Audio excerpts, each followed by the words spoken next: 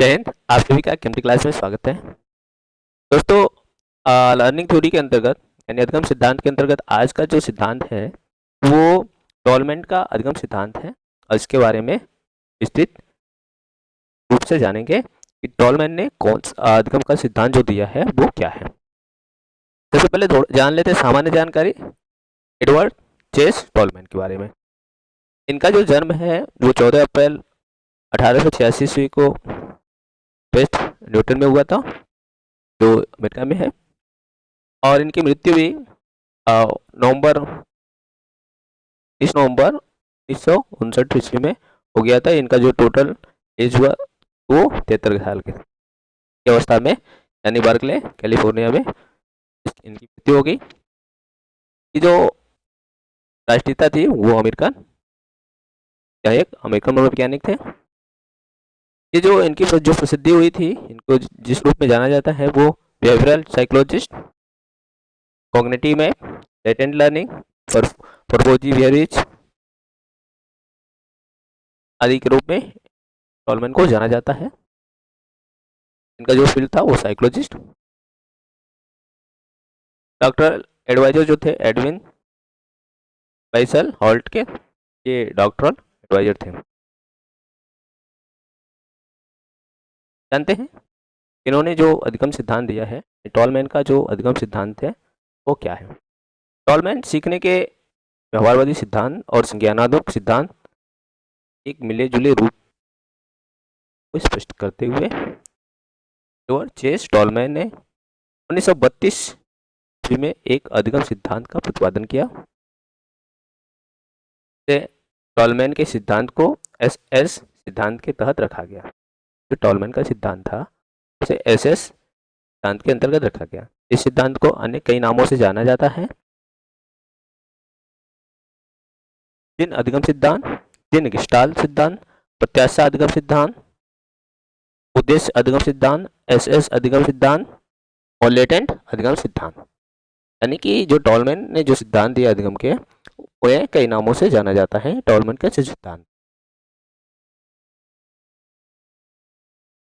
Tall man के अनुसार जो सीखने का जो अर्थ है वो इस प्रकार है। टॉलमैन के अनुसार प्राणी अपने समक्ष प्रस्तुत परिस्थितियों में क्या है इसे देखता है। अन्य शब्दों में प्राणी सीखने की प्रक्रिया के दौरान उद्दीपकों से यानी उद्दीपकों के बीच जो परस्पर अर्थपूर्ण संबंधों को स्थापित करता है उसी के माध्यम से सीखता है। टॉलमैन के अनुसार यानी जो चीजें व्यक्ति अपने समक्ष देखता है क्या है और उसके द्वारा ही सीखता है, उससे संबंध स्थापित करने की कोशिश करता है और ये जो संबंध स्थापित करता है और उसी के माध्यम से वो सीखता है। जैसे उदाहरण,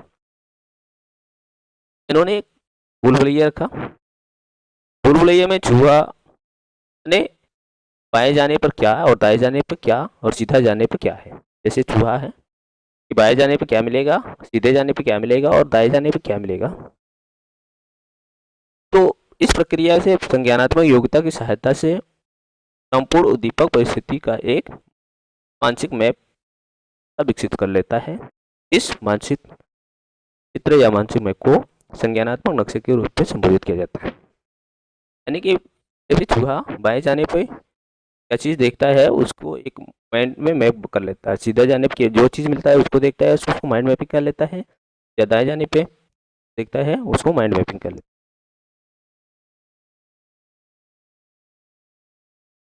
एकीकृत होना आणविक अभिगमन, molar approach versus molecular approach. Tolman ने व्यवहार का अध्ययन करने के लिए आणविक अभिगमन के स्थान पर एकीकृत अभिगमन का अनुसरण किया।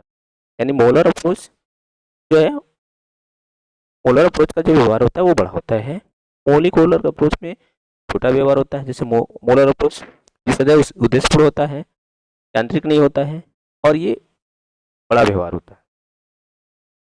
मोलर अप्रोच है वो छोटा व्यवहार होता है।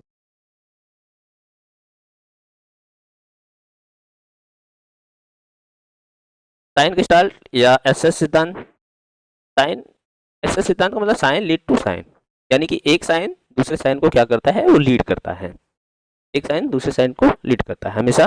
जब कोई आगे जाएंगे तो कोई भी साइन मिलेगा, फिर उसके आधा उसके और आगे जाएंगे, यानी एक साइन क्या होता है दूसरे साइन को लीड करता है।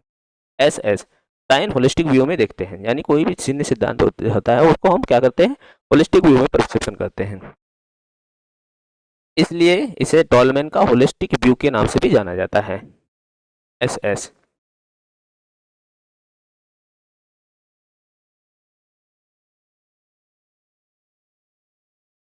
स्थान बनाम अनुक्रिया। स्थान बनाम अनुक्रिया। टॉलमैन के अनुसार सीखने की प्रक्रिया के दौरान प्राणी विशिष्ट उद्दीपकों के प्रति विशिष्ट अनुक्रिया करना नहीं सीखता, वरन प्राणी लक्ष्य की प्राप्ति के लिए उस स्थान को सीखता है जहाँ पर वस्तुओं का जहाँ पे जो भी वस्तुएं होते हैं वास्तव में होती हैं।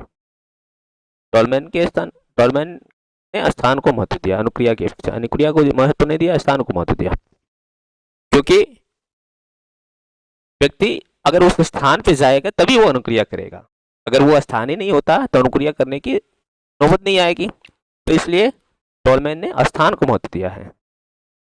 और फिर से टॉलमैन सीखने की प्रक्रिया के दौरान प्राणी विशिष्ट उद्दीपकों के प्रति अनुक्रिया करना नहीं सीखता, वरन प्राणी लक्ष्य की प्राप्ति के लिए उस स्थान को सीखता है जहाँ पे वस्तुएं वास्तव में होती हैं। यानी कि मान लीजिए आगरा, आगरा में क्या है, आगरा मान लीजिए फेमस आगरा का किला, तो वो किला यानी वो स्थान है, वो स्थान यानी वो स्थान आगरा में वो किला है जहाँ पे आगरा का किला वो स्थान है जहाँ पे किला है। जब किला है वो स्थान है तभी व्यक्ति क्या करता है, अनुक्रिया करता है। इसलिए टॉलमैन ने स्थान को महत्व दिया है अपेक्षा अनुक्रिया के। जैसे बोल भुलैया निश्चित जगह पर पहुंचना सीख ले, चूहा यहाँ से स्टार्ट किया दाएं बाएं जाते हुए, फिर यहाँ पे फाइनली पर आ गया, तो ये इसने सीखा, यानी उस स्थान को सीखा, अनुक्रिया किया। बाद में अनस्थान ही नहीं होता तो अनुक्रिया कैसे करता, ये टॉलमैन के अनुसार।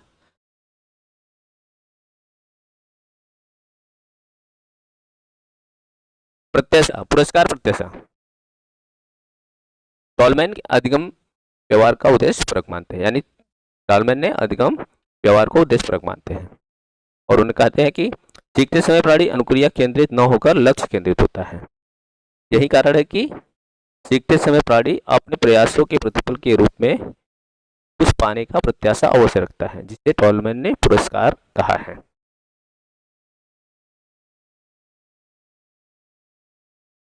जैसे चूहा है, यानी चूहा क्या करता है, कुछ प्राप्त करने का आशा रखता है, उद्देश्य रखता है।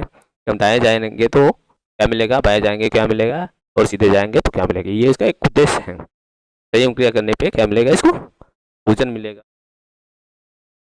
तो टॉलमैन अधिगम व्यवहार को उद्देश्य परक मानते हैं, कहते हैं कि इस समय प्राणी अनुक्रिया केंद्रित न होकर लक्ष्य केंद्रित होता है, यानी जब हमारा जो कुछ लक्ष्य होता है तभी हम सीखते हैं। तो यही कारण है सीखते समय प्राणी अपने प्रयासों के प्रतिफल के रूप में कुछ न कुछ पाने की प्रत्याशा रखता है, टॉलमैन पुरस्कार करते हैं।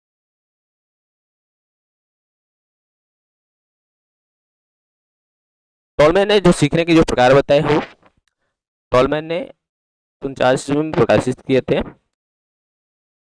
There is more than one kind of learning, एक शोध पत्रिका प्रकाशित किए थे जिसमें सीखने के कुल उन्होंने 6 प्रकार बताए।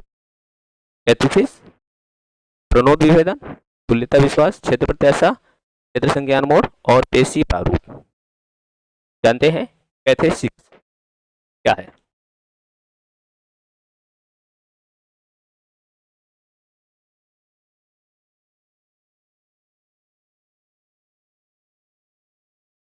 यह एक प्रकार का सीखना है जो संबंध स्थापित करता है, प्रकार का सीखना है जो संबंध स्थापित करता है।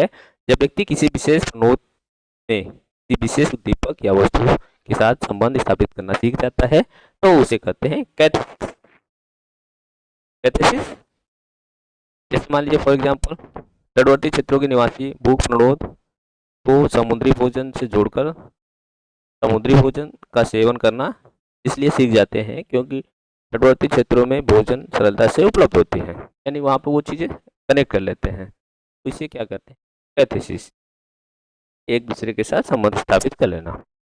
प्रणोद विभेदन क्या होता है? जब व्यक्ति दो या दो विभिन्न प्रकार के प्रणोद में अंतर करना सीख जाता है तो टॉलमैन ने इसे प्रणोद विभेदन करते हैं। मान लीजिए एक ड्राइव भूख है, एक ड्राइव प्रयास है।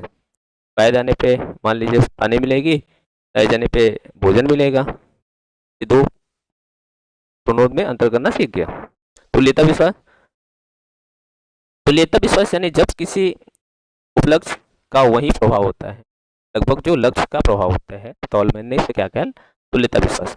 फॉर एग्जांपल मान लीजिए जैसे कोई छात्र लक्ष्य रखा है 90% अंक प्राप्त करने का, लेकिन उसका 90% न आकर 89% आ गया, तो अब ये भी वो क्या करेगा?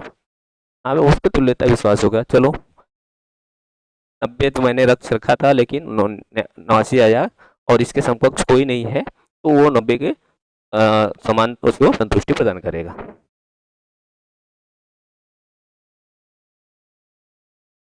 तो इसको उन्होंने कहा तुल्यता विश्वास कि समान, लगभग समान। क्षेत्र प्रत्याशा, जब सीखने वाला यह सीख जाता है कि एक संकेत दूसरे संकेत को लीड करता है तो उसे क्षेत्र प्रत्याशा कहते हैं। जैसे किसी रास्ते में विशेष चिन्ह को देखकर पढ़ी आशा करता है कि आगे कुछ और चिन्ह मिलेगा, फिर आगे जाएंगे तो कुछ और मिलेगा, फिर आगे जाएंगे तो कुछ और मिलेगा, इस प्रकार से।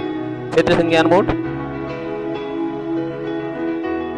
क्षेत्र संज्ञान मोड इस प्रकार से आप कह सकते हैं। मान लीजिए यहाँ पे 4 है और यहाँ पे ये 8, तो क्षेत्र संज्ञान मोड इस प्रकार अधिगम के क्षेत्र में व्याप्त कोई समस्या को देखकर संज्ञानात्मक प्रक्रिया के आधार पर उपाय करने की प्रक्रिया को करते हैं। जब समस्या का उपाय पा लेते हैं तो टॉलमैन ने इसे कहा है क्षेत्र संज्ञान मोड। मान लीजिए एक केक को 4 व्यक्तियों के लिए है, मान लीजिए एक केक लाए 4 व्यक्तियों के लिए, कोई मान लीजिए भोजन लाए तो 4 व्यक्तियों के लिए। अब व्यक्तियों की संख्या बढ़ जाती है, मान लीजिए 8 हो गए, तो अब क्या करना है? समस्या हुई तो अब समस्या का उपाय क्या करना? उस 4 को 8 भागों में कर देंगे तो 8 लोगों के लिए। इस प्रकार का जो अधिगम होता है वो क्षेत्र संज्ञान मोड। पेशी प्रारूप, जब कोई विशेष उद्दीपक विशेष मोटर या रिस्पॉन्स के साथ जोड़ता है तब वह इस प्रकार का सीखना मोटर पैटर्न कहलाता है। जैसे बाल का आना और उसे पकड़ने की चाह, ना कहीं की क्या रखना कि कहीं चोट न लग जाए, यानी अचानक फुटबॉल आएगा तो उसको पकड़ना है। क्यों पकड़ेंगे? क्योंकि अगर फुटबॉल से आएगी तो मुंह पे लगेगा, चोट लग जाएगा। तो ये पेशी प्रारूप यानी कि रिस्पॉन्स करना कुछ भी क्रिया से है। तो इस प्रकार से जब सीखते हैं तो इसे कहते हैं मोटर रिस्पॉन्स। टॉलमैन के सिद्धांत का जो शैक्षिक निहितार्थ आता है वो इस प्रकार का है। यह सिद्धांत सीखने के उद्देश्य की भूमिका तथा महत्व को रेखांकित करता है। बच्चे को जो कुछ भी सिखाया जाए वह छात्रों के लिए लाभप्रद तथा उनकी आवश्यकता के अनुरूप होना चाहिए। यह सिद्धांत क्षेत्र में व्याप्त समस्या का समाधान करने में सक्षम है। यह सिद्धांत अनुक्रिया अधिगम के स्थान अधिगम को महत्व देता है। यह सिद्धांत जो भी अधिगम प्रदर्शन में दिखाई नहीं देता है, कभी कभी सुषुप्त अवस्था में रहता है, जरूरत पड़ने पर उसका प्रदर्शन करता है। यह सिद्धांत संज्ञानात्मक योग्यताओं के उद्देश्य पर बल देता है। तो इस प्रकार टॉलमैन के द्वारा दिया गया सिद्धांत पैटर्न लर्निंग, एसएस थ्योरी, तीन गेस्टाल्ट थ्योरी, सीन अधिगम थ्योरी, क्षेत्र प्रत्याशा, उद्देश्य अधिगम, एसएस अधिगम सिद्धांत, लेटेंट अधिगम सिद्धांत, तो हमने जाना कि टॉलमैन ने जो सिद्धांत दिया था वो क्या था। धन्यवाद।